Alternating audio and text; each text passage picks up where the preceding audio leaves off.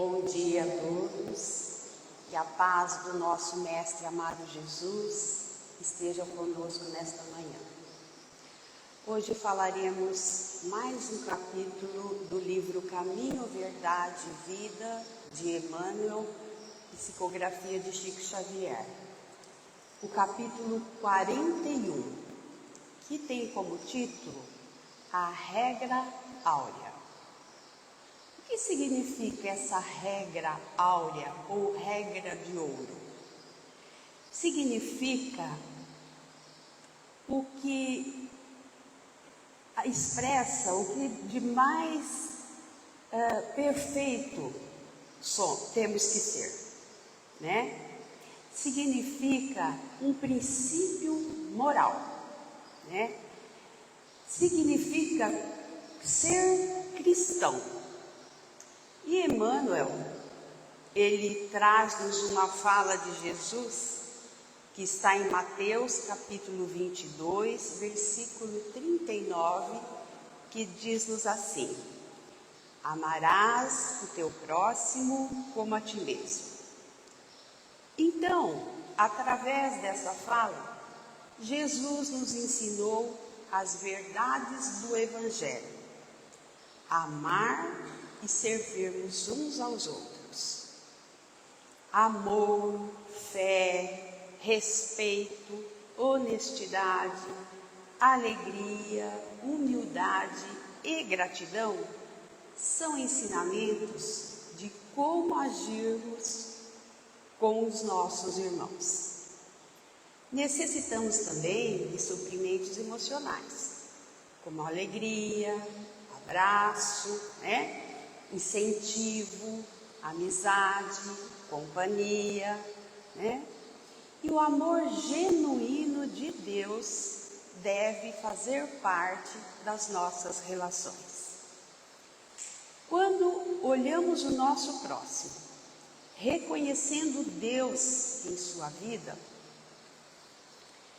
nós saberemos agir em todas as situações. E a regra áurea, ela está presente desde a mais alta antiguidade da humanidade, que perpassou várias tradições, né?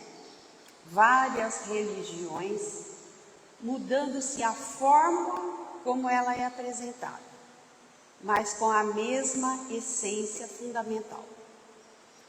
Essa fala que eu falei acima, amarás o teu próximo como a ti mesmo, não é propriamente a regra áurea. Ela está associada a ela, porque a regra áurea mesmo está em Mateus, capítulo 7, versículo 12, que diz assim, quando Jesus na montanha diz assim: tudo quanto desejares que o outro vos faça, façamos também a eles. Então nós vamos ver que muitas vezes ela foi vista na história da humanidade como uma forma negativa, no sentido de não fazer aos outros aquilo que não gostaríamos que fizesse. Agora no Evangelho já mostra-nos mais uma versão afirmativa. Faça ao outro aquilo que gostaria que o outro vos fizesse. Então, é muito importante a gente agir, né? A gente tem que saber o que a gente quer para a gente tomar a iniciativa de fazer ao outro. Não só não fazer. Não é importante, eu não faço mal a ninguém. É importante fazer o bem, né? Então, Emmanuel selecionou esse versículo acima porque ele tem um sentido, né, espiritual igual da regra áurea. Mas ele dá-nos um enfoque mais específico nessa atuação do amor. E Jesus amplia mais esse mandamento, dando-nos um novo: amai-vos uns aos outros como eu vos amei. Diz-nos Emmanuel, em outras mensagens, que essa orientação expande ainda mais esse mandamento. É mais abrangente, mais profundo. É um amor mais sublime, mais depurado. Porque é um amor sem exigências, sem expectativas. É dar sem receber nada em troca, sem esperar, né, que a outra pessoa retribua. E esse amor alcançará o outro na medida que eu desejar esse amor também presente e expresso na minha vida, né? A partir dos outros, pelas atitudes dos outros. E é justamente que fala para a gente nos importarmos. Nós devemos nos preocuparmos com os outros, né? Isso tudo nos leva em direção ao outro para servir e para amar. E Emmanuel começa o capítulo dizendo-nos: incontestavelmente, muitos séculos antes da vinda do Cristo, já era ensinada no mundo a regra áurea, trazida por embaixadores de sua sabedoria e misericórdia. Importa esclarecer, todavia, que semelhante princípio ele era transmitido com maior ou menor exemplificação de seus expositores.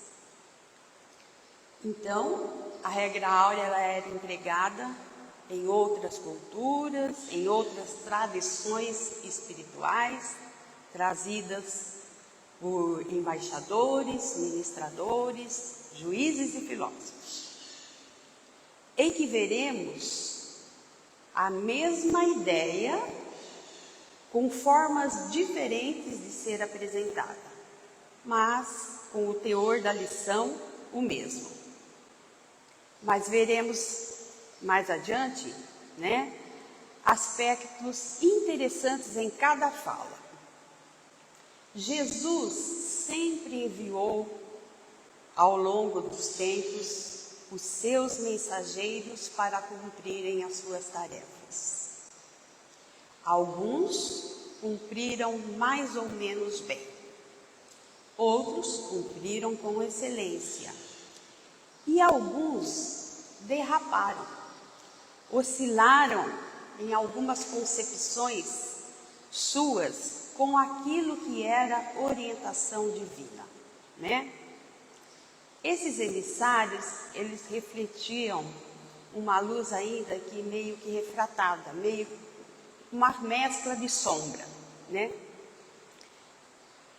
E com algumas ignorâncias. Mas quando Cristo veio, foi como o sol, que resplandece sem nenhuma mescla de sombra. Ele é a luz pura. Ele é a regra áurea por excelência, né? Ele é o ouro mais puro da revelação divina que a humanidade já recebeu. E Emmanuel continua. Diziam os gregos, olha lá, não façais ao próximo o que não desejais receber dele. Afirmavam os persas, fazei como quereis que se vos faça. Declaravam os chineses, o que não desejais para vós, não façais a outrem. Recomendavam os egípcios, deixai passar aquele que fez aos outros o que desejava para si. Doutrinavam os hebreus, o que não quiserdes para vós, não desejeis para o próximo. E insistiam os romanos. A lei gravada nos corações humanos é amar os membros da sociedade como a si mesmo. Então, nós percebemos aqui, nessas falas, várias culturas, várias formas diferentes desse princípio, né, da regra, No livro Depois da Morte, na primeira parte, ele fala sobre a doutrina secreta. Ele nos mostra que, embora estivéssemos diferentes roupagens de religiões, existiam entre elas algo em comum, né? Que perpassavam todas as tradições espirituais. E ele chama esses ensinamentos em comum de a doutrina secreta. Porque muitas vezes ela estava restrita aos chamados círculos iniciativos. Só era aqueles indivíduos que na sociedade antiga eles tinham muito conhecimento, mas eles não sabiam passar esses conhecimentos com tanta clareza. Então existe essa raiz em todas as religiões, épocas e povos. E essa raiz é o Cristo, né? Ele é a fortaleza, ele é os ensinamentos para toda a humanidade. E no Evangelho de João, no capítulo 15, sobre a videira verdadeira, Jesus disse: eu sou a videira verdadeira. E se pensarmos como o Espiritismo nos apresenta ao planeta Terra, ele é mesmo, né? Essa raiz que recebe a seiva do Pai e é responsável por distribuir para todos os povos que aqui evoluem, né? Ele é a raiz onde tudo provém, se ramificando nas diversas tradições e nos diversos povos. E Emmanuel continua. Na antiguidade, todos os povos receberam a lei de ouro da magnanimidade do Cristo. Profetas, administradores, juízes e filósofos. Porém, procederam como instrumentos mais ou menos identificados com a inspiração dos planos mais altos da vida. Suas figuras apagaram-se no recinto dos templos iniciáticos ou confundiram-se na tela do tempo, em vista dos seus testemunhos fragmentados. Então o Cristo, gente, ele tem um testemunho, né? Uma vida muito singular. Não só os seus ensinamentos nos ensinaram, né? Mas o que deu mesmo caráter de perenidade foram as suas lições, né? Pois nem mesmo o tempo, com todas as mudanças da humanidade, puderam apagar. Há milênios, a palavra dele está entre a gente e a gente deve seguir, né? Então, foi a sua vida o testemunho, né? Foi a sua vida que atelou esses ensinamentos. Isso é o grande diferencial do Cristo. E duas verdades fazem dele ser esse ser singular, esse ouro que a humanidade recebeu da revelação divina.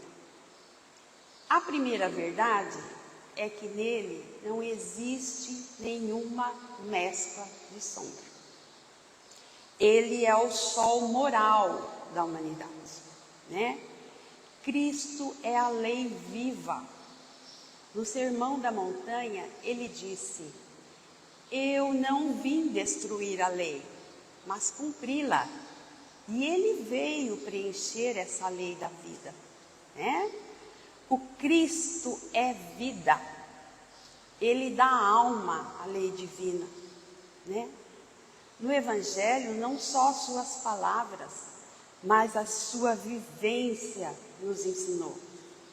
A sua integridade, né? Tudo isso o diferencia dos que vieram antes dele, Sócrates, Platão, Salomão e tantos outros, né? Ele foi à multidão vulgarizando os seus ensinamentos.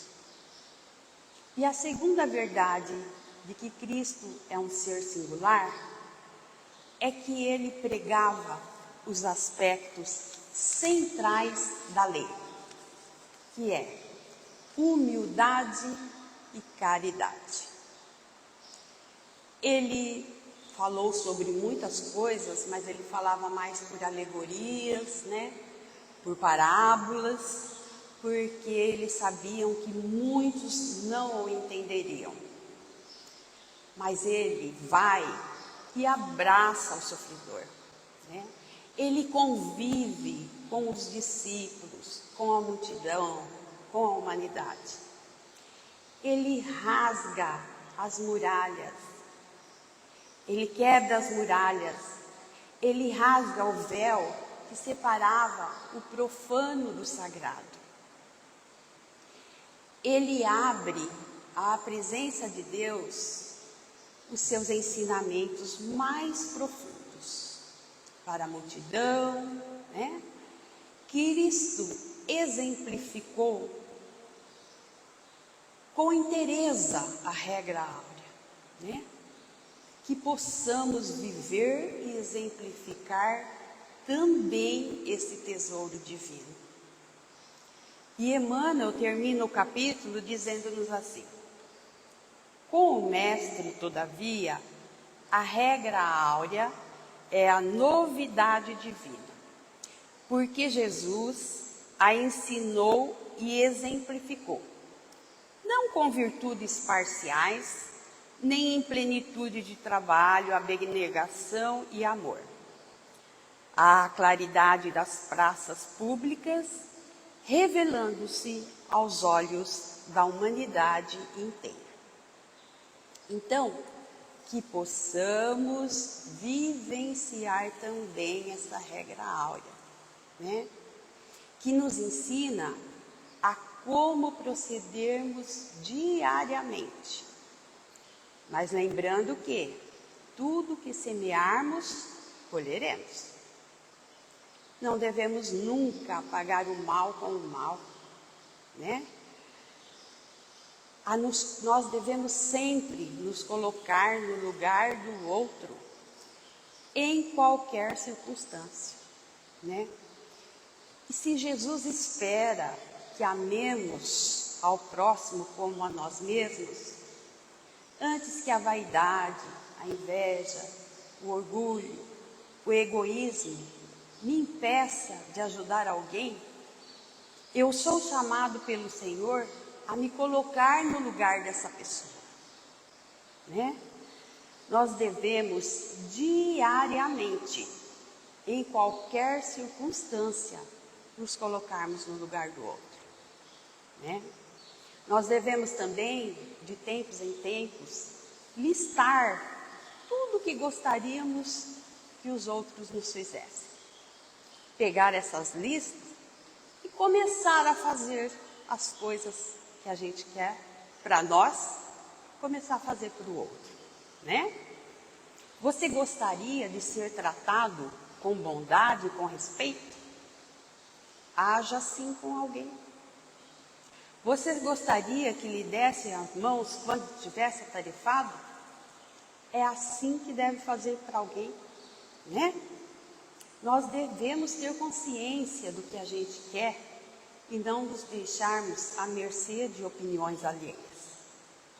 E devemos agir agora, começar agora, agir agora, sem esperar que a outra pessoa nos retribua.